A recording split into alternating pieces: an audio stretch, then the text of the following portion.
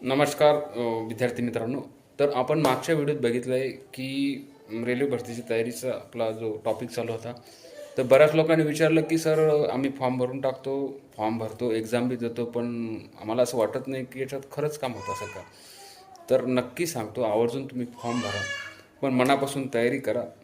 तुमचं काम नक्की होणार आहे. बऱ्याच लोकांना माहीत नसतं की टी सी कसं व्हायचं आहे, स्टेशन मास्टर कसं व्हायचं. तर आपण आज टी सी ह्या टॉपिकवर चर्चा करूया. तर T C oblique C C, रेल्वेत आता T C oblique C C म्हणजे टी सीची जी पोस्ट जी भरली जाते ती, तुम्ही जर 12 म्हणजे 12वी पास असाल तर एन टी पी सीचे ऑनलाईन फॉर्म सुटतात. जसं की एन टी पी सीचे 21 ला जे ग्रॅज्युएशन आणि एन टी पी सीचे 12वीवाल्यांसाठी 28 ऑक्टोबरपासून फॉर्म सुटत आहे.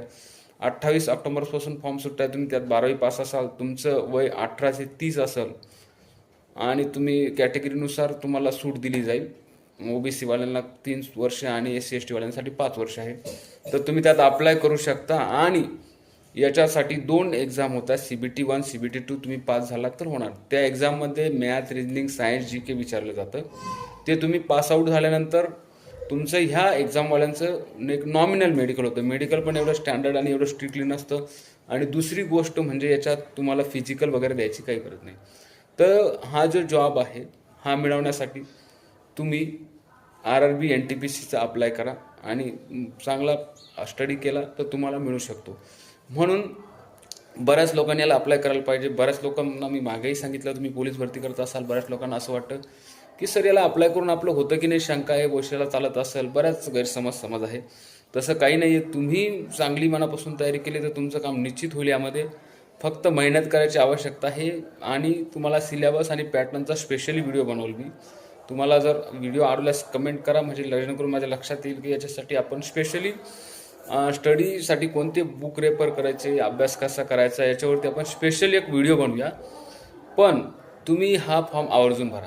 दुसरी गोष्ट अशी, सी सी म्हणजे कमर्शियल क्लर्क आहे, जे तिकीट काउंटरला तिकीट देतात ते. तो जॉब मुलींच्या हिशोबाने पण बेस्ट आहे. एका ठिकाणी ऑफिशियल जॉब असतो, तर काउंटरवर ड्युटी असते, तो ठीक आहे.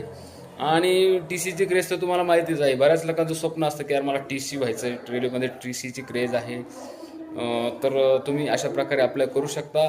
बऱ्याच लोकांना मी मागेही सांगितलं, आता परत सांगतो आहे, तुम्ही ग्रॅज्युएशन असाल, तुम्हाला दुसऱ्या पोस्टमध्ये इंटरेस्ट असेल तर तुम्ही स्टेशन मास्टर होऊ शकता, ट्रेन मॅनेजर होऊ शकता, कमर्शियल सुपरवायझर, सिनियर क्लर्क आणि क्लेरिकल जॉब पण मुलींसाठी ठीक आहे. तर तुम्ही ह्या जॉबला सुद्धा अप्लाय करू शकता. सेम प्रोसिजर त्याची पण आहे. ग्रॅज्युएशनवाल्यांसाठी पण 2 CBT होतील. आणि मेडिकल काही पोस्ट ज्या सेफ्टीच्या आहेत त्यांच्या थोड्याशा स्ट्रिक आहे.